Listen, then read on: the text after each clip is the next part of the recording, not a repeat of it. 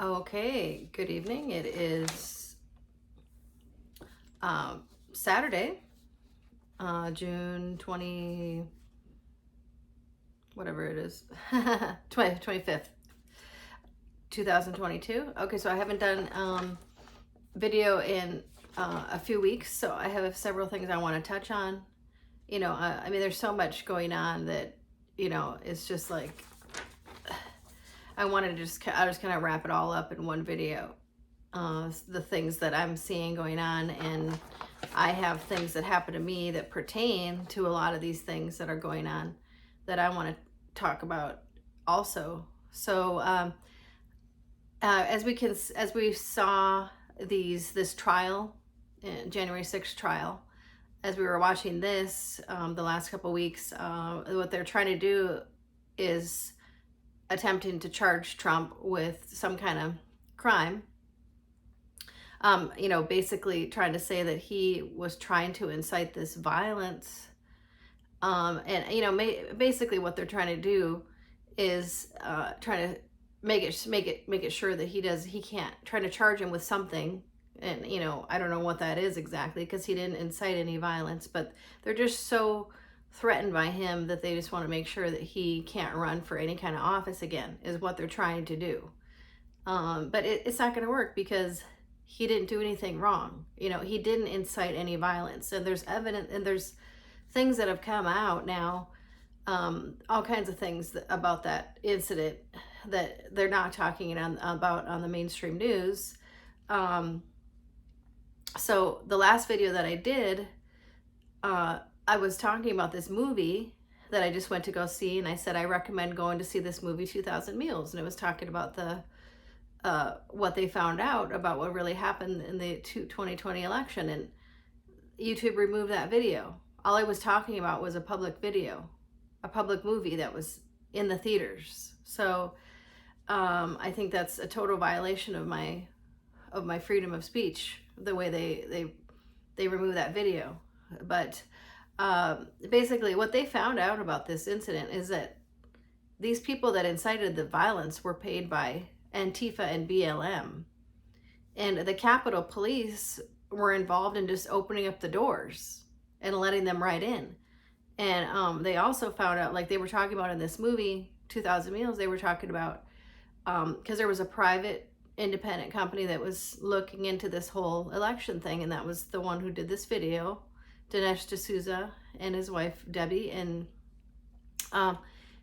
they were interviewing some law enforcement people, and they were saying how, because apparently a lot of the people that got arrested on January 6th for going into the Capitol were arrested like the very day after or so, after they came in, they got in there. And what this guy was saying that was interviewed in that movie was that, that wouldn't normally be possible in regular law enforcement, and, in real life, in real, when you talk about the reality of it, they would have had to get like all this evidence on people and where they lived and everything, like, and that normally wouldn't have happened like the next day or two.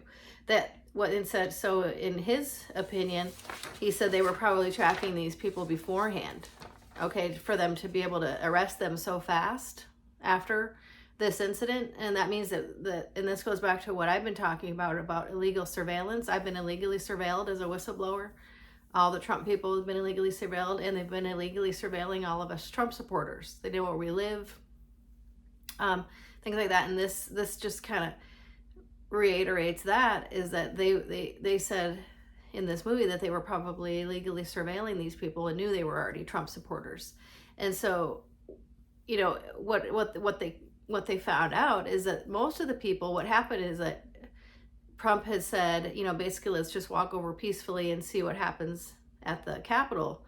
And what, they were waiting on what Vice President Pence was going to do, because he had the power to do something, to say, hey, let's relook at this or whatever. So basically everybody was just kind of seeing what Pence was going to do. So they were just going to walk over to the Capitol and see what the outcome was of Pence. And then he didn't do anything. And then there was an uproar,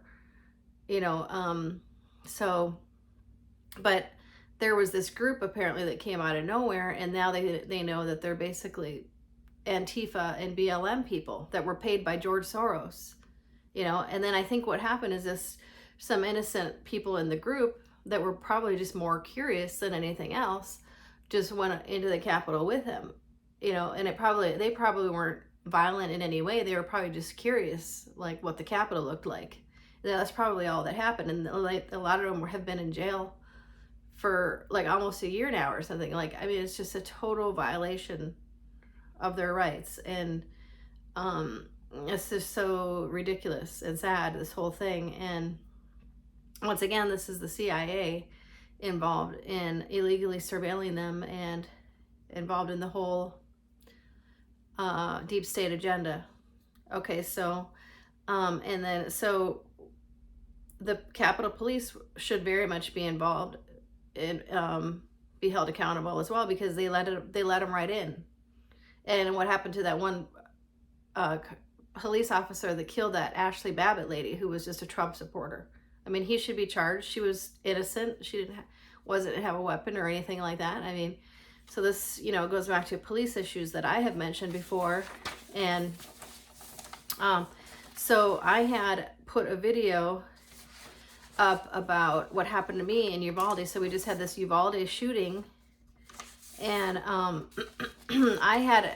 was living for about a year in Texas, just away from the cold, and you know, at first it was fine, and then it started getting crazy. As I had mentioned in my videos, there was a cartel moving in to the trailer parks, and they're all over the trailer parks now.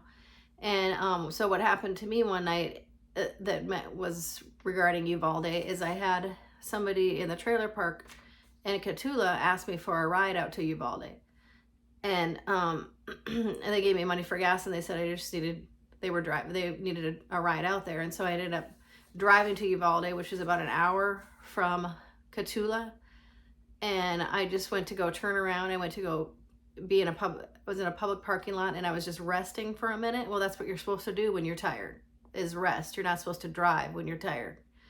And I was also just not sure how to get back, so I was just reading my directions, and I was just resting for a few minutes. And these cops in Uvalde came up to me out of nowhere. I had been here literally like 3 minutes. I put the video up. It's on my YouTube channel. I'll link it under this. But they obviously were illegally surveilling me, and because they came up to me as soon as I pulled over, they came up to me out of nowhere and said, you know, basically tried to accuse me of trespassing, and I'd literally been there for like 3 minutes. I mean, nobody was saying that I was in. Nobody was complaining. They said, "Well, you're in a public lot," and I said, "Well, it's after hours." And I said, "I'm planning on, you know, I was just have been here for a few minutes," I said. And they tried to say, then they tried to grab me. Like they weren't nice to begin with. They were very aggressive. That's why I started, you know, getting freaked out basically in the video, because they came up to me very aggressively. They were not nice.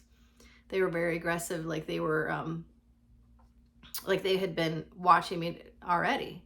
And then they literally opened up my back door and started grabbed me out, and tried to say, you know, that I was being arrested, I guess, for trespassing or something. I was held for the night. I was grabbed out of there, and they violently threw me on the ground and put the handcuffs on me, and and they sprained my wrist that night.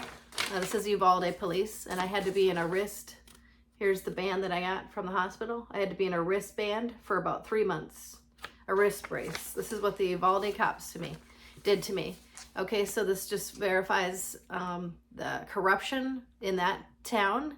And I still to this day have no idea why I was even arrested that night. They were illegally surveilling me, I believe, to begin with. I think the whole thing was a setup with, you know, with whoever was involved, possibly Cotulla police involved in cahoots with the police in Uvalde.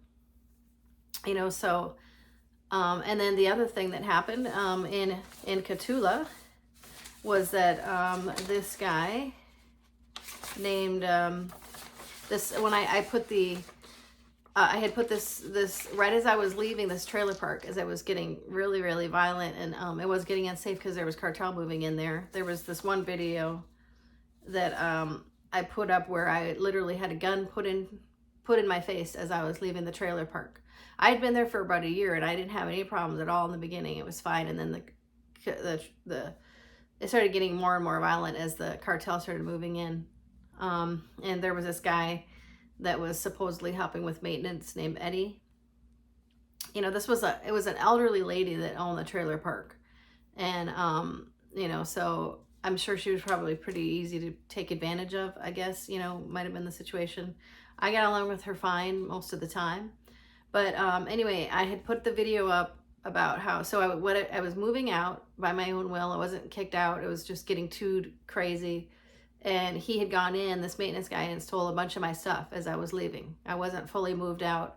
So I went to go approach him and her about it, and I got a gun pointed in my face. And nobody knew him to be violent. He was just, you know, you know, so I was like, I didn't even think it was loaded, but apparently he has now murdered somebody there.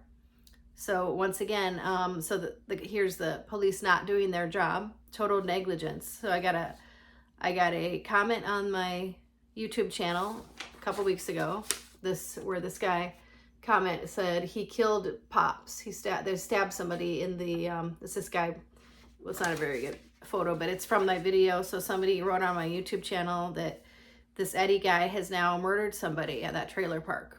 He stabbed somebody there.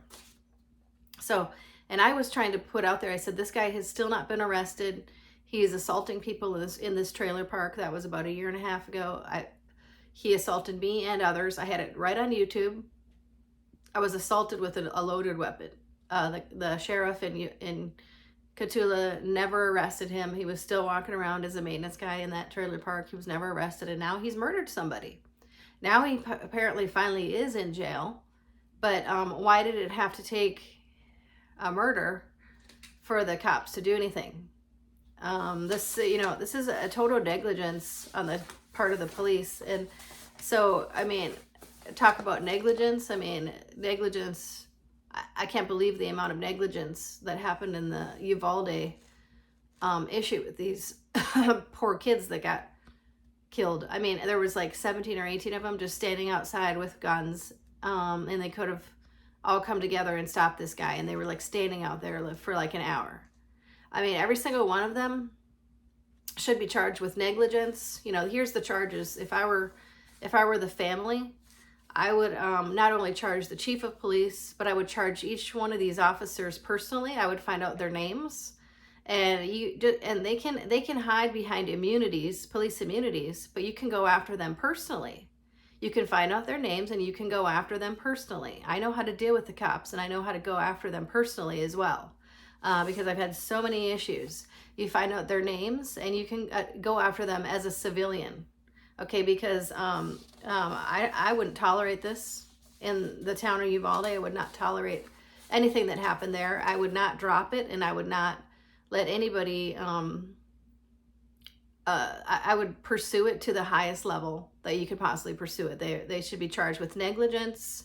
They should be charged with color of law violations. They violated their oath of office violations. They violated the oath of office that they take to protect and serve. Okay, they violated that. They violated their color of law as some kind of code, some other code they have. They also, I mean, there's a lot of federal. This is a federal lawsuit that you have here against these police officers, and you can not only sue the county, you can sue them personally. You can go. They have some kind of, each one of them, to get a badge, they have some kind of a bond put on them for their badge, and you can go after that bond. You can go after that bond money, because if they lose their if somebody goes after their bond money or something like that, they can lose their badge. Well, they should lose their badge. So these are the kind of things that you can do against the police to get around these immunities that they supposedly have, because there's things that you can do, because these are negligent police officers that need to be removed from office because they are not protecting and serving. They're part of the deep state agenda. or they're just cowards. I don't know what it is. We're dealing with a lot of, it's just a lot of confusion. Some officers are not purposely, all they're doing is following orders, and they're giving wrong orders. They're starting to realize that they're getting misinformation. There's things that are happening, and a lot of officers are just quitting because there's so much misinformation. A lot of them are just becoming like EMTs. They're just using their training elsewhere because there's too much misconfusion and too much bad leadership. I had bad leadership in the military, and it makes you really confused about, makes you can get in a lot of trouble with bad leadership. And so the cops are the good cops are feeling really uncomfortable, and a lot of them are just quitting. But these police officers in Uvalde are just, they're just complete crooks.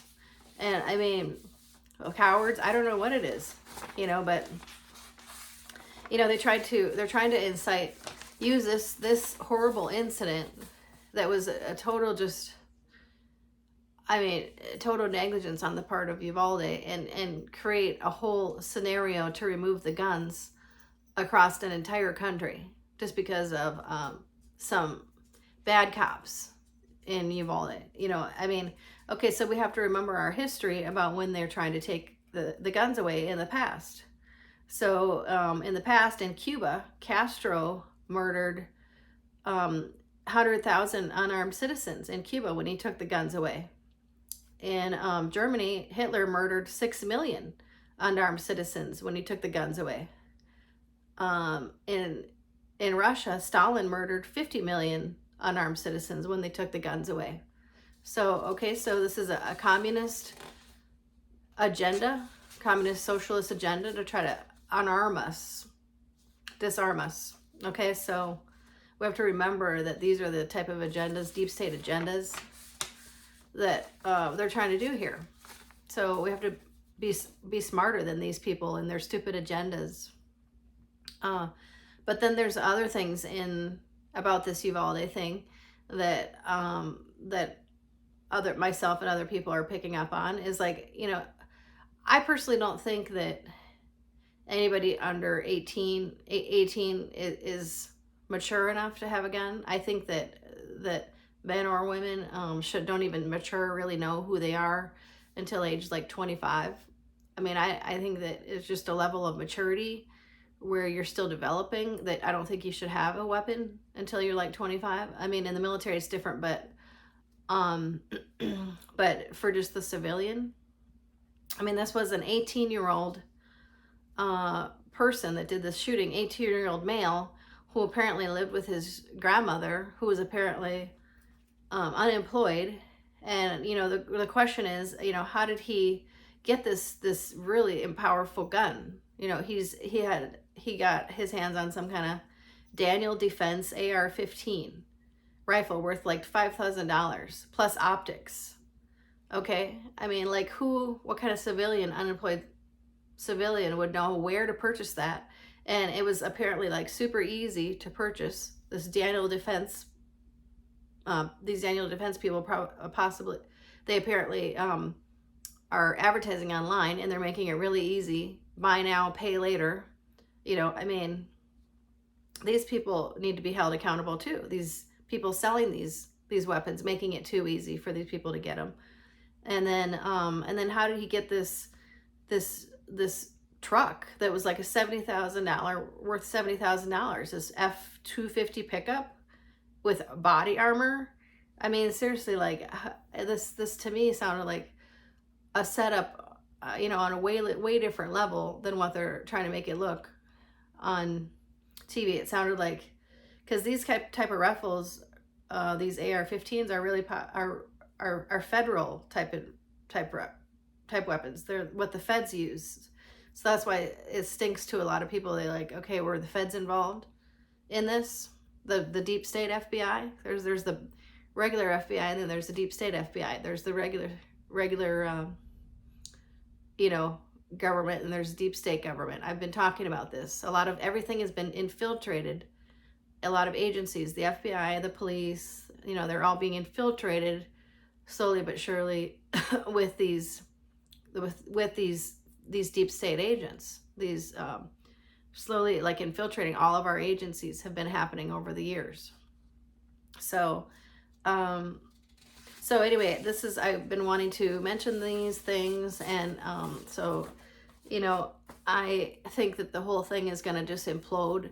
That they're trying to do against Trump. I mean, they've been trying everything, and everything, nothing sticks, because I mean, he's like rubber, they're like glue. Everything that they try to go after him with ends up sticking back to them, because they're the ones who are guilty. And that's what's been happening, and that's what I think what is going to happen again. I mean, because the truth is coming out, and the truth is that this was an agenda by the deep state, against him and the whole nation to begin with. On January 6th, it's not going to be something. It's way higher than anything that he tried to incite violence. He didn't try to incite anything. He never said anything about let's become violent. I mean, he said let's peacefully walk over and see what happens. Basically, that's not doing anything wrong. So I don't know what they're trying to do here, and and with taking away these guns and everything, because these are deep state agendas, and the deep state needs to be held accountable, and we need to have these people be held accountable once and for all, and take this deep state down. I've been saying this. I'm still being illegally surveilled. I have to, be careful all the time. I'm still being illegally surveilled all the time as a whistleblower. I mean, the whistleblowers we've been harassed the most. I mean, because we're not just YouTubers. We're actually the whistleblowers. The ones that were there, that saw some of the stuff firsthand, and they come after us more than anybody. I've been, if I would have come on January 6th, I'm sure I would have been arrested. So I can't even go to hardly any events, because I'm so targeted, so, I mean, I know what it's like to be illegally surveilled. Believe me, I've been illegally surveilled for years now, and it's such a violation of my privacy and my life. I just can't even tell you. And these deep state people need to stop. So anyway, just wanted to do this video and talk about some of those points that and so just pray against this deep state agenda in Jesus' name, and pray that the truth comes out, and these deep state players be held accountable once and for all. So I pray this tonight in Jesus' name. Amen.